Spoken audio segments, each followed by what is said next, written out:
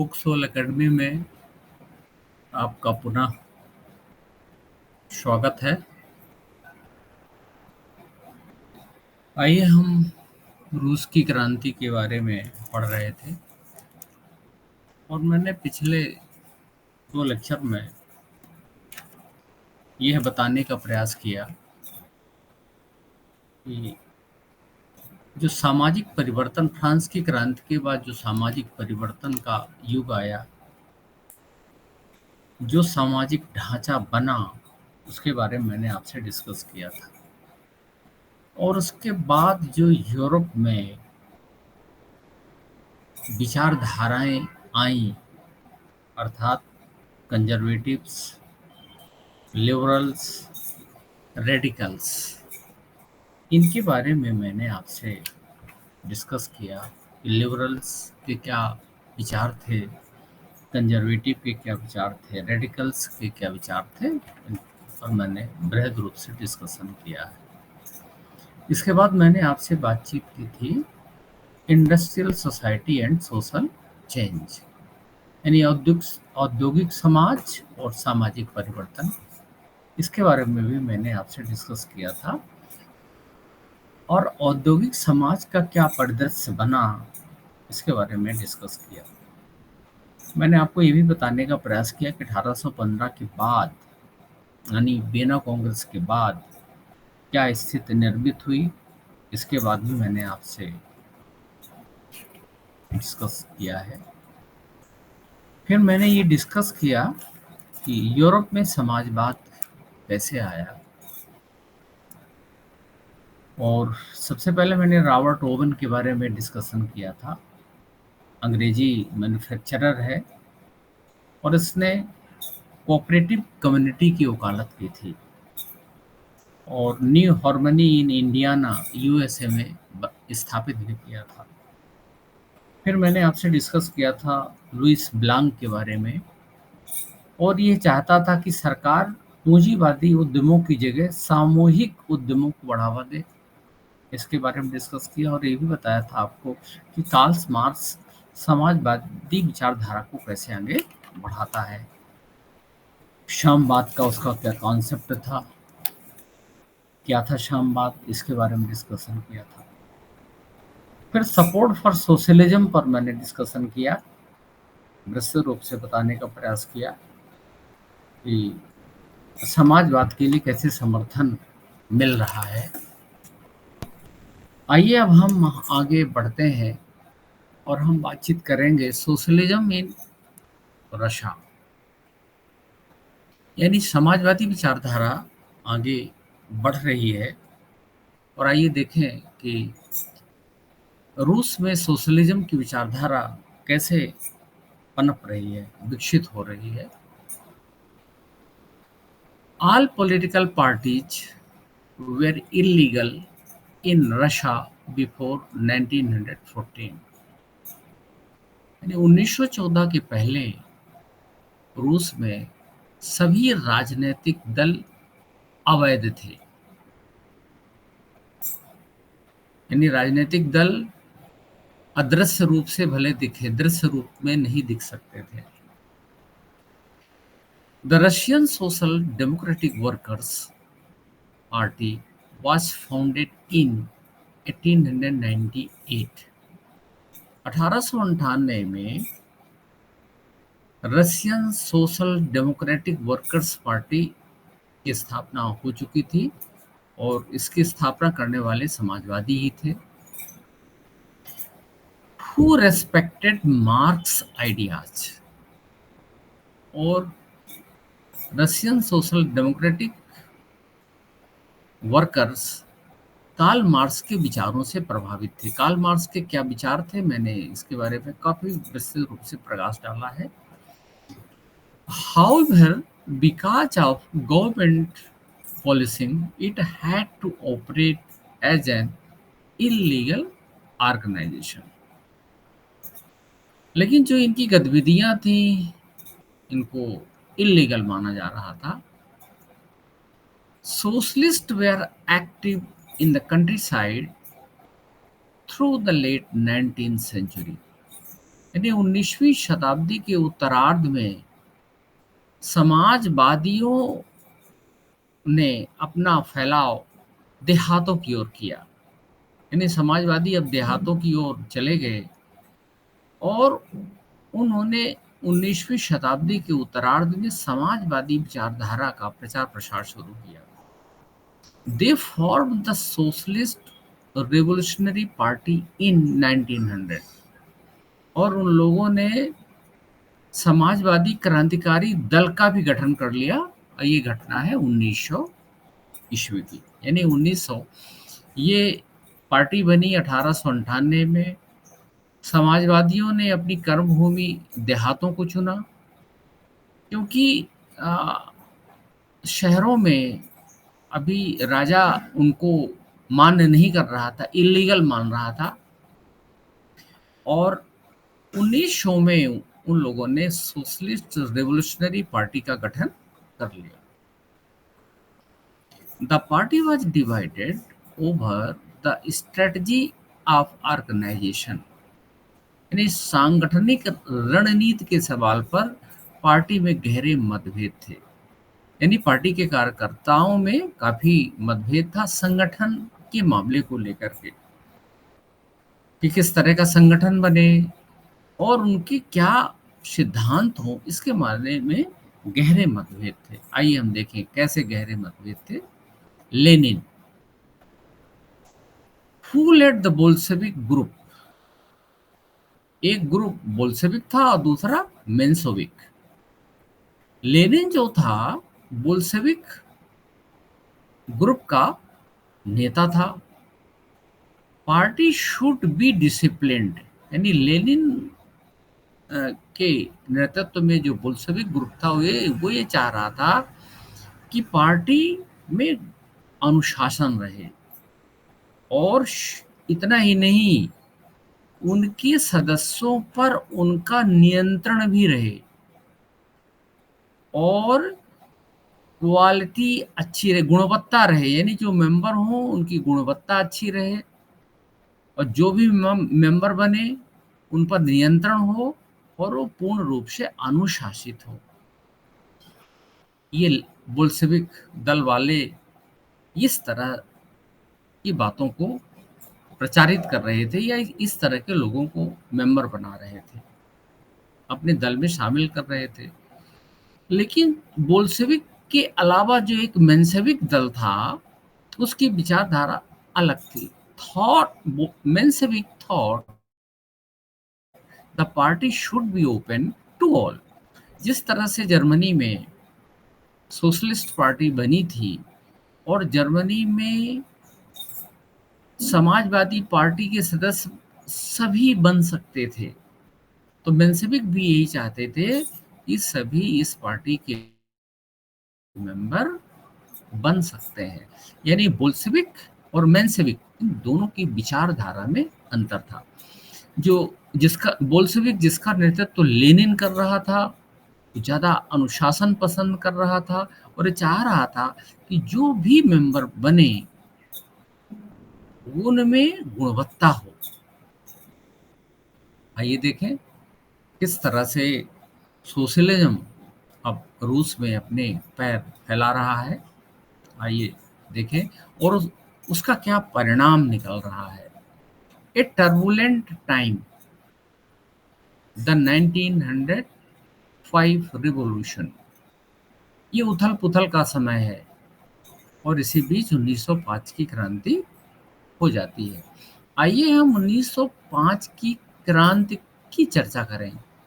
यानी 1905 में जो क्रांति हुई, इस क्रांति के पहले की परिस्थिति को समझें और यही है उथल पुथल का समय, टर्बुलेंट टाइम।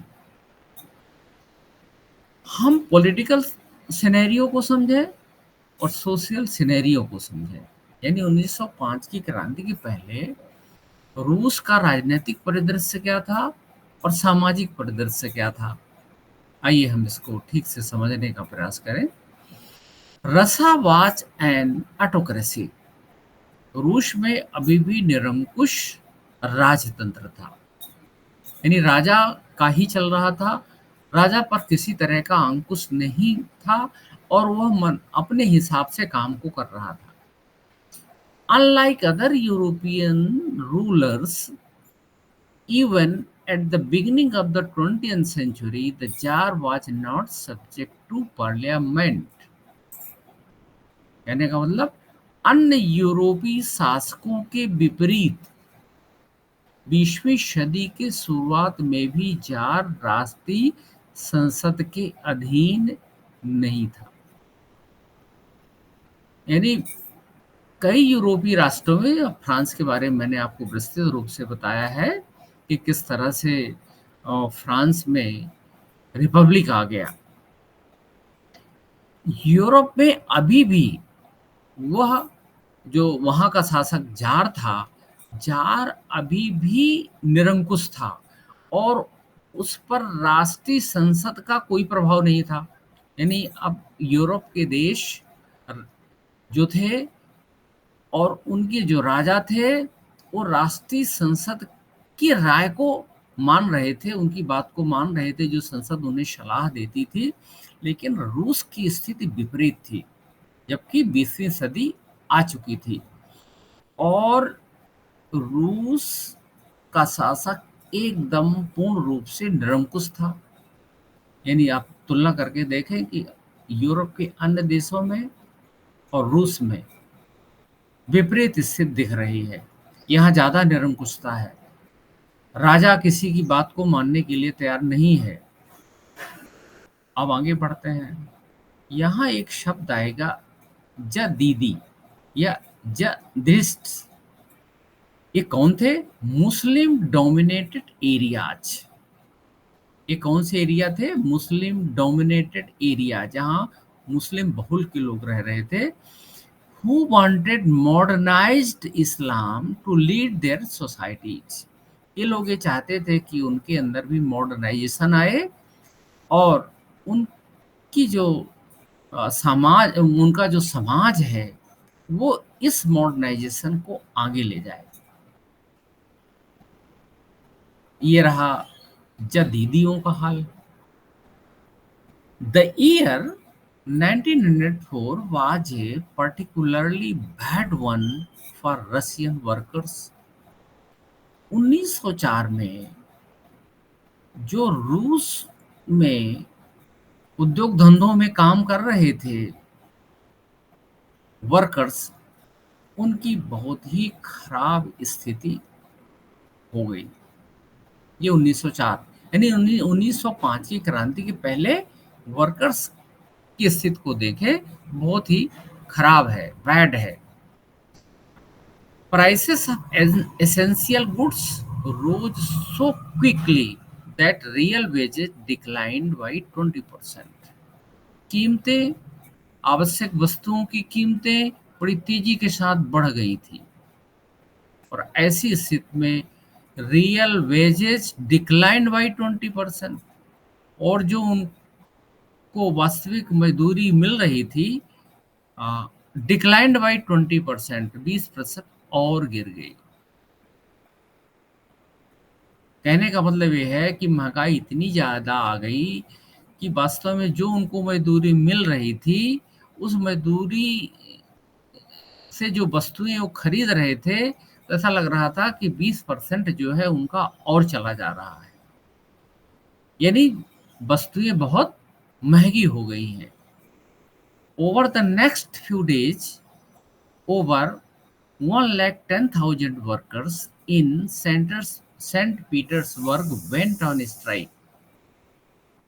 तो कुछ दिनों बाद 1,10,000 कार्यकर्ता सेंट पीटर्सबर्ग में स्ट्राइक कर दिए, हड़ताल कर दिए, और उनकी डिमांड ये थी कि काम के घंटे कम किए जाएं, उनकी मजदूरी बढ़ा दी जाए और जो उनकी कार्य करने की कंडीशन है, शर्तें हैं, उसमें भी सुधार कार्य किया जाए। ये ऐसा उनका डिमांड था, ये उनकी ऐसी मांग थी। आइए देखें। यानी आपने सामाजिक परिदृश्य को देखा, वर्कर्स की हालत कैसे खराब हो रही है, कीमतें कैसे बढ़ रही हैं। आइए हम आगे देखते हैं। व्हेन ब्लडी संडे, हम आपसे बात करेंगे ब्लडी संडे के बारे में, खूनी रविवार जिसे कहा गया है। समझें कैसे ब्लडी संडे को ठीक से समझने का प्रयास करें। When the procession of workers led by father Gapon reached the winter place, it was attacked by the police and Cossacks। समझिए, आपने देखा मजदूरों की हालत दयनीय थी, आर्थिक स्थिति खराब हो चुकी थी। ऐसी स्थिति में पादरी गैपॉन ने मजदूरों का नेतृत्व किया, यानी गैपान के नेतृत्व में जुलूस निकाला गया और वह जुलूस कहाँ पहुंच गया? विंटर पैलेस पहुंच गया, जहां राजा का आवास था। और राजा के जो अधिकारी थे, पुलिस अधिकारी थे, इन लोगों ने उन पर हमले कर दिए। पुलिस एंड कोसैक्स ने उन पर हमला बोल दिया। यानी जो जुलूस निकाला गया पादरी गैपान के नेतृत्व में, और वो जुलूस विंटर पैलेस तक पहुंचा, और जैसे पहुंचा पुलिस और कोसैक्स ने उन पर हमला बोल दिया। कहा जाता है ओवर 100 वर्कर्स, 100 से अधिक कार्य करने वाले श्रमिक वेयर किल्ड, मार दिए जाते हैं, एंड अबाउट 300 वुंडेड, और लगभग 300 घायल हो जाते हैं। और इसी इंसिडेंट को, इसी घटना को ब्लडी संडे के नाम से जाना जाता है। The incident is known bloody Sunday, क्योंकि जब पुलिस और कोसैक्स ने वर्कर्स पर हमला किया तो लगभग 100 श्रमिकों की मौत हो जाती है और लगभग 300 घायल होते हैं। ऐसा सरकारी आंकड़ा है। It started a series of events that became known as the 1905 Revolution। तो ये 1905 की क्रांति की शुरुआत है, और इसके बाद एक सीरीज हमें दिखेगी, और अर्थात वे घटनाएं जो 1905 की क्रांति में सहायक हुई। आइए हम देखें, आगे समझें। Strikes took place all over the country.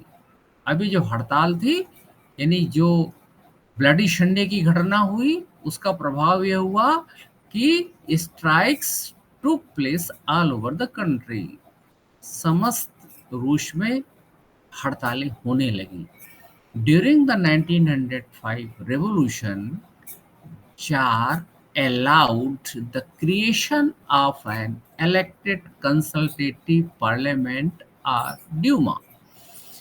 तो जब 1905 की क्रांति हो रही थी, तो जार निकोलस सेकंड ने यह वादा किया कि अब वह पार्लियामेंट की सलाह से, और पार्लियामेंट का नाम ड्यूमा रखा गया था, वह अब पार्लियामेंट की सलाह से, अर्थात ड्यूमा की सलाह से ही कार्य करेगी।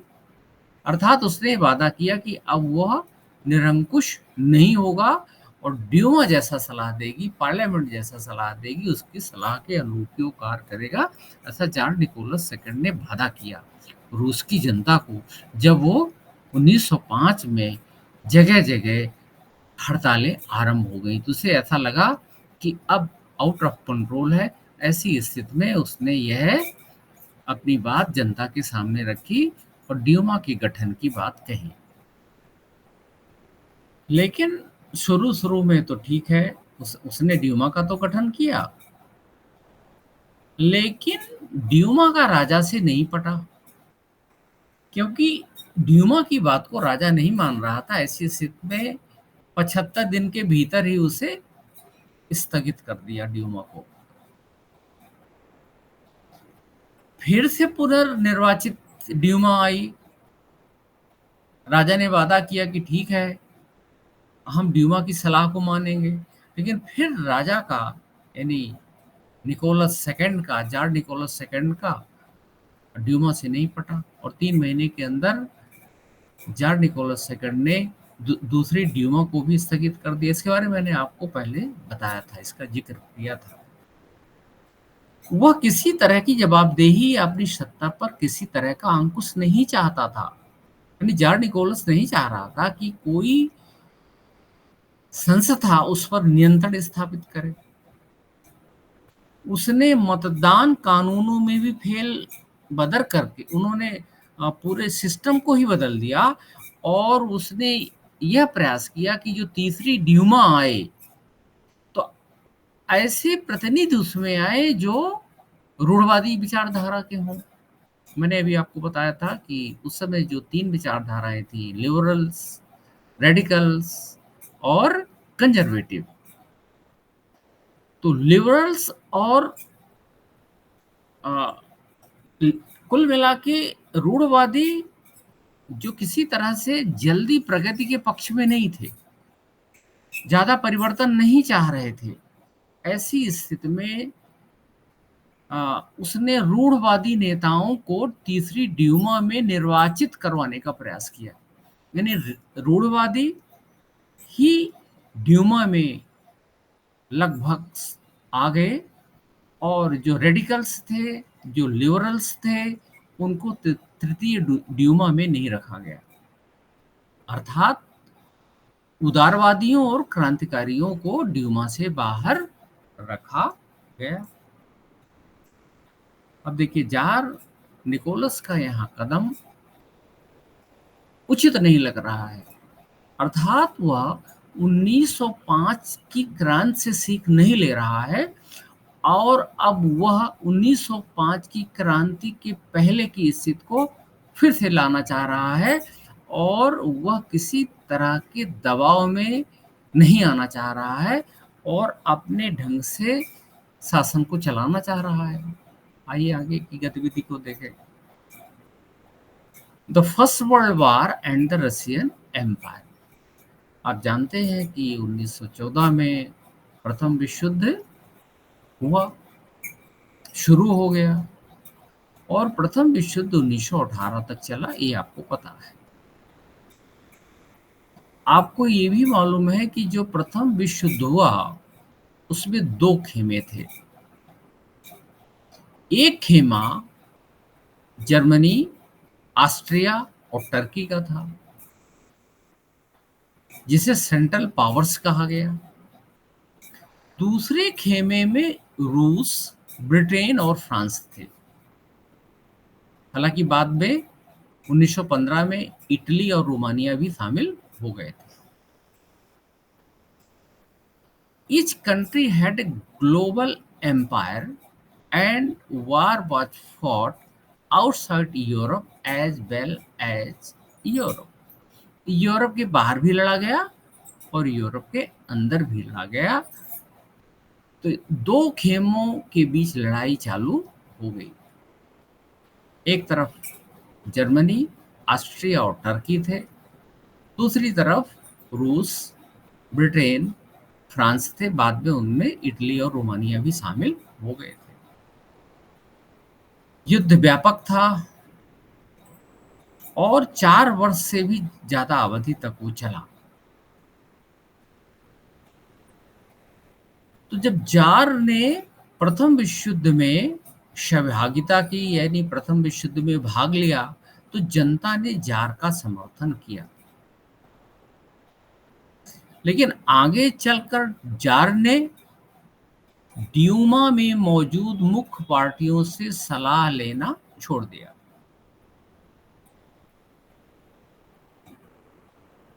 यानी वो किसी तरह जनता ने तो जार का समर्थन किया, ठीक है युद्ध करो, हम आपके साथ हैं, लेकिन युद्ध में किस तरह से, कहां कैसे हमले करने हैं, इसके बारे में जार ने किसी तरह की सलाह नहीं ली।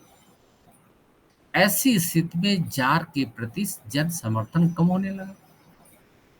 वो किसी तरह की सहमति ले ही नहीं रहा था और अपने हिसाब से युद्ध कर रहा था। और आपको मालूम होना चाहिए, इस एक परिणाम यह भी निकला कि रूस की स्थिति प्रथम विश्व युद्ध में खराब भी हो गई। तो जर्मन विरोधी भावनाएं भी पनपने लगी। अभी मैंने आपसे डिस्कस किया कि जर्मन के विरुद्ध गुट में रूस था। जर्मन वासियों का और रूस वासियों का इनके वैचारिक मतभेद थे। तो रूस में जर्मन विरोधी भावनाएं पनपने लगी। सेंट पीटर्सबर्ग का नाम बदलकर पेट्रोग्राद रख दिया गया।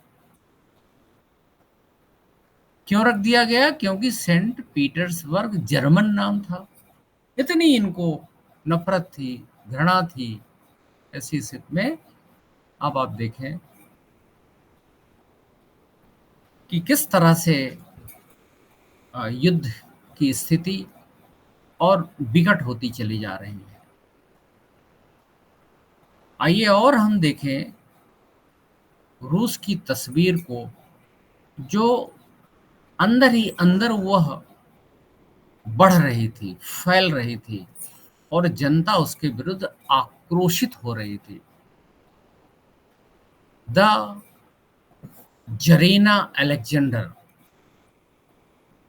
जरीना अलेक्जेंडर ये जार निकोलस की पत्नी थी और संयोग से यह जर्मन की रहने वाली थी, जर्मनी की रहने वाली, जर्मन थी, जर्मन ओरिजिन्स की थी, यानी जर्मनी की रहने वाली थी। तो जनता जो है जर्मनी से घृणा कर ही रही थी। उन्होंने सेंट पीटर्सबर्ग का नाम भी बदल दिया और उनको जार निकोल्स की पत्नी से भी घृणा होने लगी क्योंकि वह जर्मन मूल की थी। इसके पीछे एक और बात यह थी कि जो रासपुटीन एक मॉन्क था, साधु था, वो प्रशासन में हस्तक्षेप करता था। और जो जरीना थी, जार निकोलस द्वितीय की पत्नी, वो रासपुटीन से कई मामलों में सलाह लिया करती थी। लेकिन ये रासपुटीन अच्छा सलाहकार नहीं था। He was her poor adviser. They made the autocracy unpopular. और जरीना और रासपुटीन की कार विधियों ने रूस में राजशाही को एकदम से अप्रिय बना दिया। अब लोगों को राजशाही से घृणा होने लगी क्योंकि जरीना और रासपुटीन ये दोनों की गतिविधियां इस तरह की थी कि लोग अब उनको पसंद नहीं कर रहे थे। संयोग से देखिए, डिफीट्स ऑफ रसा वाज शॉकिंग एंड डिमोरलाइजिंग। क्या हुआ? रूस एक विशाल देश था कि माना जा रहा था कि रूस का मुकाबला करना दूसरे देश के बस का नहीं है। रूस ऐसा यह बात फैल चुकी थी कि रूस एक ग्रेट महान देश है।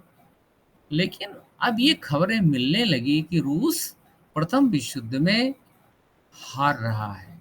जर्मन और ऑस्ट्रियन ये उसे हरा रहे हैं। और यह खबर रूस की जनता के लिए शॉकिंग थी, चकित हो गई और रूस की जनता डिमोरलाइज हुई। और तब और ज़्यादा डिमोरलाइज हुई जब 1914 से 1916 के बीच जर्मनी और ऑस्ट्रिया में रूसी सेनाओं को भारी पराजय झेलनी पड़ी। यानी Russians army lost badly in Germany and Austria between 1914 and 1916. देखिए क्या हुआ। There were over 7 million casualties by 1970. यानी प्रथम विश्व युद्ध में जर्मनी और ऑस्ट्रिया में ये यहाँ तक स्थिति पहुँच गई कि 70 लाख लोग जो रूस के थे, युद्ध में मारे जा चुके। ऐसी स्थिति में रूस की सेनाएँ अब पीछे हटने लगी और रूस की सेनाओं ने क्या किया कि फसलों और इमारतों को भी नष्ट कर डाला। क्यों नष्ट कर डाला? उनको ऐसा लगा कि कहीं जर्मनी और ऑस्ट्रिया की सेनाएँ उनका पीछा करते हुए ना आएँ। ऐसी स्थिति में उन्होंने अपने यहाँ की फसलों और इमारतों को भी नष्ट कर डाला ताकि दुश्मन की सेना वहाँ टिक न सके। The destruction of crops and buildings to over 3 million refuge in Rasa। ऐसी स्थिति में जब विध्वंसक रूप धारण किया, फसलें और बिल्डिंग जब खराब हो गई, तो इसका क्या परिणाम निकला? 30 लाख से ज़्यादा लोग शरणार्थी हो गए। बेचारे फसल विहीन हो गए, बिल्डन विहीन हो गए। अब उनका जीवन शरणार्थी का जीवन हो गया। The situation discredited the government and the tsar. जो ये स्थिति रूस के दौरान युद्ध के दौरान जो निर्मित हुई रूस में, उसका परिणाम ये हुआ कि अब जो वहाँ सरकार थी, जार निकोलस द्वितीय का जो शासन था, उसके प्रति रूस की जनता और नाखुश हो गई और नाराज हो गई। इतना ही नहीं, soldiers did not wish to fight such war. अब रूस के सैनिक भी युद्ध में लड़ना नहीं चाह रहे थे, क्योंकि अब उनकी हार हो रही थी। ऐसी स्थिति में वो लड़ाई भी नहीं लड़ना चाह रहे थे। अब देखिए, जो प्रथम विश्व युद्ध में रूस ने भाग लिया, उसकी पराजय भी हुई, सेना भी अब लड़ने से मना कर दी और रूस में जो उद्योग धंधे चल रहे थे, पहली बात तो रूस में बहुत कम उद्योग धंधे थे, लेकिन जो भी उद्योग धंधे थे उन पर भी बुरा असर पड़ा। क्यों पड़ा? क्योंकि बाहर से मिलने वाली आपूर्ति भी बंद हो गई, क्योंकि जो रॉ मटेरियल्स बाहर से आ रहा था, अर्थात बाल्टिक समुद्र तट में जिस रास्ते से औद्योगिक सामान आते थे, उस पर जर्मनी ने कब्जा कर लिया। तो रूस की औद्योगिक स्थिति भी खराब हो गई। वहाँ जो भी पहली बात तो कम थे, जो भी थे उनको रॉ मटेरियल नहीं मिल पा रहा था, तो औद्योगिक उत्पादन भी नहीं हो रहा था।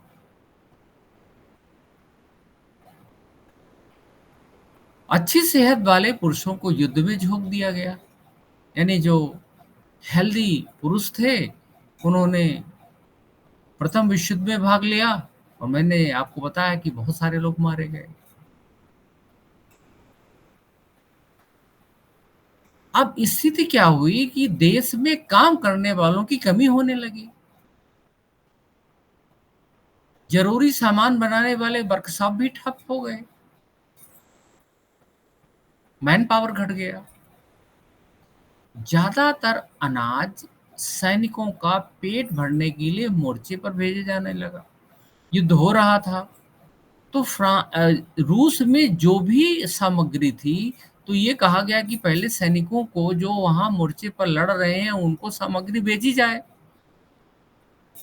तो वहां सामग्री जब भेजी गई, ज्यादा मा, ज्यादा मात्रा में भेजी गई, तो इधर शहरों में रहने वाले लोगों के लिए रोटे रोटी और आटे की किल्लत हो गई, क्योंकि ना तो औद्योगिक उत्पादन हो रहा था और खेती-बाड़ी भी गड़बड़ा गई थी, क्योंकि रूस के सैनिकों ने इस कारण से फसलों को नष्ट कर दिया ताकि उनके जो दुश्मन थे वो यहाँ ना आ सके, उनको दिक्कत पड़े। उधर काम करने वाले की कमी हो गई। ऐसी स्थिति में the February revolution in Petrograd, यानी पेट्रोग्राद में फरवरी में क्रांति हो गई। यानी जो फरवरी में क्रांति हुई 1917 में, वो जिन बातों को अभी हमने आपसे डिस्कस किया, यही परिस्थितियां थी। आइए और उसको हम ठीक से आगे समझें। मैंने कहा पेट्रोग्राद में फरवरी क्रांति। पेट्रोग्राद आपको ध्यान होगा, इसका पूर्व नाम था सेंट पीटर्सबर्ग।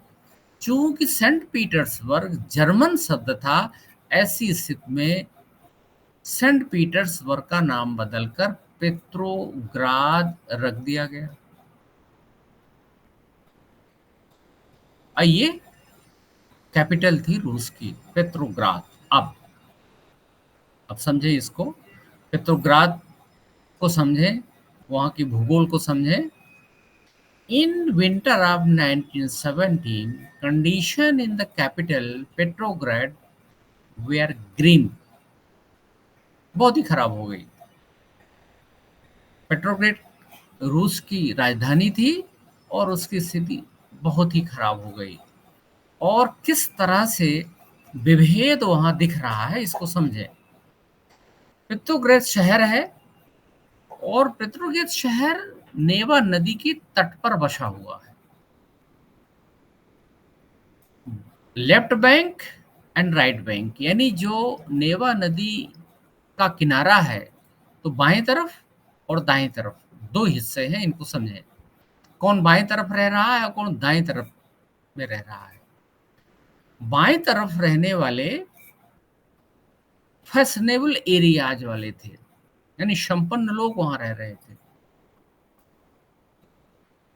बहुत सारे आलीशान महल थे, सरकारी बिल्डिंगें थी, और यहीं पर ड्यूमा का कार्यालय भी था। ये नेवा नदी के लेफ्ट बैंक की तरफ, यानी बाएं तरफ। अब दाएं तरफ देखें नेवा नदी के, यहाँ कौन रह रहा था। यहाँ वर्कर्स क्वार्टर थे, यानी उद्योगों में जो काम कर रहे थे उनके लिए क्वार्टर्स बने हुए थे। फैक्ट्रियां भी थी, यहाँ प्रदूषण भी हो रहा था। आइए देखें,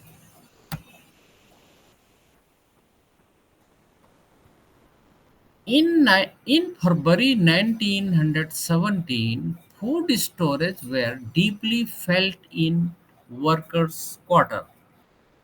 आपने देखा, वर्कर्स फैक्ट्रीज वाले एरिया में ही रह रहे थे और वर्कर्स के खाने की बहुत बड़ी समस्या हो गई। उनको अब खाने के लिए भोजन नहीं मिल पा रहा था। ऐसी स्थिति में on 22 February, lockout took place at a factory on right bank। मैंने आपको बताया था, राइट बैंक यानी दाहिने तरफ। दाहिने तरफ क्या स्थिति बनती है, इसको समझे। इन्होंने लॉकआउट कर दिया, यानी जो फैक्ट्री थी उसमें तालाबंदी कर दी। मजदूरों ने कहा अब काम नहीं होगा, भूखे काम नहीं होगा। तो जब फैशनेबल रिहायशी इलाकों, यानी बगल में बाएं तरफ कैसा इलाका था, फैशनेबल इलाका था और सरकारी इमारतें थी। तो जब फैशनेबल रिहायशी इलाकों और सरकारी इमारतों को मजदूरों ने घेर लिया, तो सरकार ने कर्फ्यू लगा दिया। यानी मजदूर वर्ग अब राइट बैंक से लेफ्ट बैंक की ओर आ गया, और राइट बैंक जहाँ फैक्ट्री थी वहां उन्होंने तालाबंदी कर दी। और अब ये जो फैशनेबल रिहायशी इलाके थे, सरकारी इमारतें थी, ड्यूमा का कार्यालय था, यहाँ मजदूरों ने अपनी आमद दी, उस इलाके को घेर लिया। और जब उस इलाके को घेर लिया तो जार निकोलस सेकंड की गवर्नमेंट ने कर्फ्यू लगा दिया। आइए देखें, तो जो डिमॉन्स्ट्रेटर थे, प्रदर्शनकारी थे, जो मजदूर थे, अपना प्रदर्शन कर रहे थे, विरोध व्यक्त कर रहे थे, डिस्पर्स्ड बाय इवनिंग। अब चूंकि कर्फ्यू लगा दिया गया, ऐसी स्थिति में जो मजदूर प्रदर्शन कर रहे थे, अपनी बात कह रहे थे, तो ऐसी स्थिति में अब तितर-बितर होने लगे। यानी कर्फ्यू लगने की वजह से अब वो इधर-उधर होने लगे। But they came back on 24, 25, 1917, यानी 24 और 25 फरवरी 1917 को ये फिर से आ गए। अभी हम आपसे 22 फरवरी की बात कर रहे थे, और जब सरकार ने कर्फ्यू लगा दिया तो ये बेचारे सब भाग गए, तितर-बितर हो गए। लेकिन फिर से 24 और 25 फरवरी 1917 को ये फिर से पुराने स्थिति में आ गए। यानी इन लोगों ने अ, घेराबंदी चालू कर दी। ऑन संडे 25 फरवरी, 25 फरवरी संडे के दिन, the government suspended the Duma. मैंने आपको बताया था तीसरी ड्यूमा कार्य कर रही थी, और जार निकोलस ने तृतीय ड्यूमा को भंग कर दिया। Politician spoke out against the measure. ऐसी स्थिति में जो राजनीतिज्ञ थे, अब वो सरकार के खिलाफ या सरकार के इस फैसले के खिलाफ बोलने लगे, क्योंकि राजा ने संस्था की सलाह न मान करके, यानी ड्यूमा की सलाह न मान करके उसने उसको ही भंग कर दिया। ऐसी स्थिति में सरकार के इस फैसले के खिलाफ राजनीतिज्ञ बयान देने लगे। Demonstrators returned before to the streets of the left bank on 26th। और ऐसी स्थिति में ये जो प्रदर्शनकारी थे, फिर से बाएं तरफ जहां फैशनेबल लोग रह रहे थे, सरकारी इमारतें थी, ये फिर से 26 फरवरी को आ गई। On the 27th the police headquarters were ransacked। और ऐसी स्थिति में 27 फरवरी को प्रदर्शनकारियों ने पुलिस मुख्यालय पर हमला कर दिया और तहस नहस की स्थिति निर्मित हो गई। इधर सरकार ने, यानी जार निकोलस सेकंड ने घुड़सवार सेना को तैनात कर दिया। घुड़सवार सेना, कैवलरी, जो सरकार के पास थी, उन्होंने प्रदर्शनकारियों के विरुद्ध भेज दिया। However, the cavalry refused to fire on demonstrator। तो सरकार ने घुड़सवार सेना को, कैवलरी को, मजदूरों पर, प्रदर्शनकारियों पर आक्रमण करने के लिए भेज तो दिया, लेकिन कैवलरी ने प्रदर्शनकारियों पर आक्रमण करने से इनकार कर दिया। By that evening, soldiers and striking workers, यानी ये सिपाही, ये कैवलरी और जो श्रमिक स्ट्राइक कर रहे थे, striking workers, had gathered to form a soviet. यानी दोनों ने मिलकर के, सिपाहियों ने और वर्कर्स ने मिलकर के एक सोवियत का गठन कर लिया। और सोवियत एक तरह से काउंसिल थी, यानी रूस के स्थानीय स्वशासी संगठन को सोवियत कहते हैं। उन्होंने एक सोवियत का गठन कर लिया। This was the Petrograd Soviet, और यही पेट्रोग्राड सोवियत कहलाई।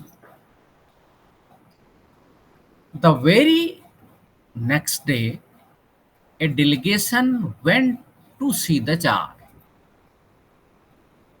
अब देखिए क्या होता है।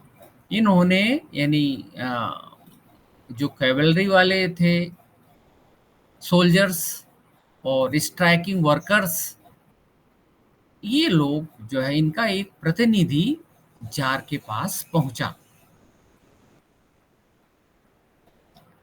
Military commander advised him to abdicate.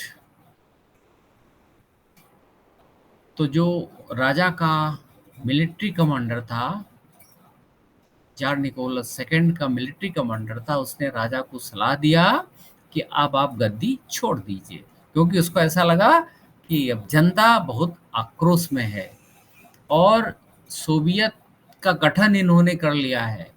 पेट्रोग्रेड Soviet अब बन चुकी है, कुछ भी हो सकता है। ऐसी स्थिति में ही मतलब